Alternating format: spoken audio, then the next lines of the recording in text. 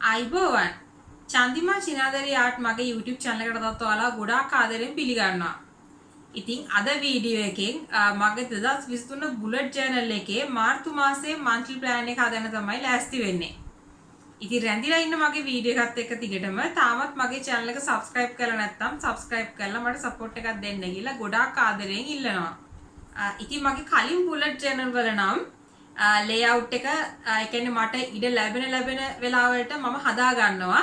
ඉතින් මේ අවුරුද්දේ මගේ බුලට් channel එක හදන හැටි ඉතින් ඔයාලත් එක්ක share කරන හින්දා වීඩියෝ එක record කරන වෙලාවෙම තමයි මගේ layout එකත් මම හදාගන්නේ. ඉතින් ඒකට ටිකක් වෙලා යනවා. ඒ නිසා තමයි සමහරක් වෙලාවට ඔයාලට monthly plan එක දාන්න මට පරක්කු වෙන්නේ.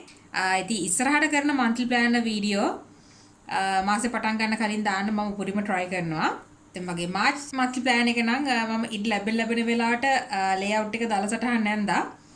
ඉතින් පුළුවන් තරම් සරල වෙන්න තමයි මාර්තු මාසයේ layout එක මම කරේ.